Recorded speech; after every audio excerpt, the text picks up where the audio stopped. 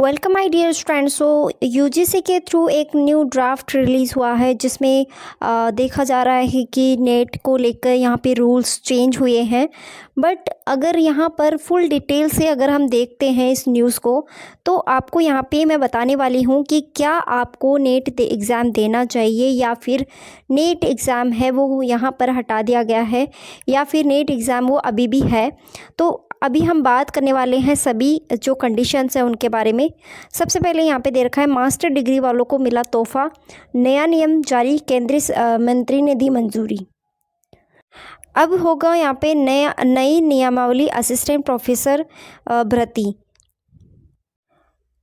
Rules यहाँ पे देख सकते हो, UGC net new rules 2025 assistant professor भर्ती के नियम बदले, मास्टर डिग्री धारकों को बड़ा फ़ायदा।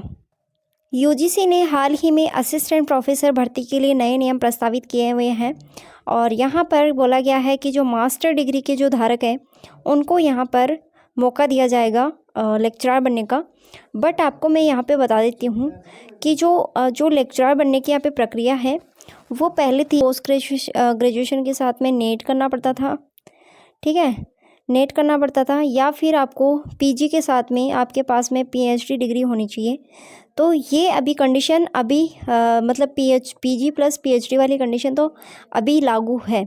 बात कर रहे हैं नेट हटाने के बारे में। तो नेट यहाँ पे जो जितने भी यहाँ पे टेक्निकल जो होती है, टेक्निकल सब्जेक्ट होती है लाइक दैट बीई, ठीक है, बीई करने के बाद में जो एमई करते हैं यानी कि बीटेक और फिर प्लस एमटेक करने वाले स्टूडेंट्स को यहाँ पे छूट दी गई है। उन स्टूडेंट को छूट दी गई है जिनके पास में बीटेक है, एमटेक है, वो डायरेक्टली जाके लेक्चरर बन सकते हैं। उनके पास में सिर्फ और सिर्फ एमटेक में 55% मार्क्स होने चाहिए। आई होप कि आपको ये छोटी सी बात समझ में आई होगी।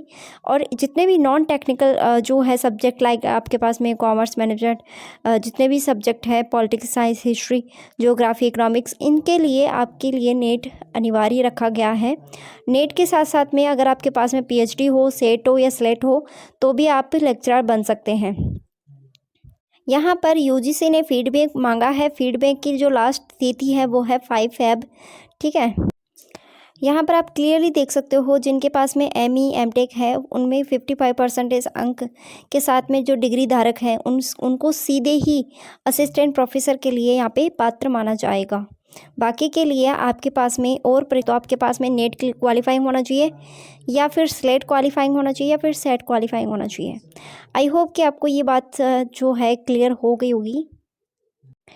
अब यहाँ पर बात कर लेते हैं कि कुलपति पद के लिए नए मानदंड यहाँ पे रिलीज़ किए गए हैं। जो यूजीसी के कुलपति होते हैं, वाइस चांसलर, उनके लिए भी यहाँ पे नए नियम निकाले गए हैं जिसमें बोला गया है कि अब 10 साल का वरिष्ठ स्तर का अनुभव रखने वाला उद्योग, सार्वजनिक प्रशासन, नीति निर्माण और पीएसयू पेशेवर को ही पद के लिए पात्र होंगे, ठीक है ना। तो आप अगर पब्लिक सेक्टर में हो या फिर प्राइवेट सेक्टर में हो, जिसमें भी आप उद्योग इंडस्ट्री से रिलेटेड करते हो, तो 10 ईयर का एक्सपीरियंस आपके पास में होना चाहिए और वो भी वरिष्ठ पद पे यानी कि उच्चतम पद पे। और कुलपति का चयन समिति अब 3 सदस्यता में होगी जिसमें से विजिटर, चांसलर और यूजीसी और विश्वविद्यालय के शीर्ष निकाय के नामांकित व्यक्ति शामिल होंगे। तो आई होप कि ये सारी की सारी कंडीशन आपको क्लियरली पता चल गई होगी कि अब किसके लिए नेट ज़रूरी है। जिनके पास में नॉन टेक्निकल डिग्री है यानी कि जितने भी 85 सब्जेक्ट है बच्चों के पास में, उनके पास में नेट क्वालिफाइंग होना चाहिए। यानी कि अब आपको नेट के लिए क्वालिफाइंग करने के लिए अपनी स्टडीज़ को कंटिन्यू रखना है। और जिनके पास में एमई है, एमटेक है, ठीक है, उनके पास में 55% डिग्री है, मतलब परसेंटेज है और डिग्री है, तो वो डायरेक्टली यूजीसी नेट में जो है यहाँ पे बोला गया है कि असिस्टेंट प्रोफेसर बन सकते हैं। Thank you so much for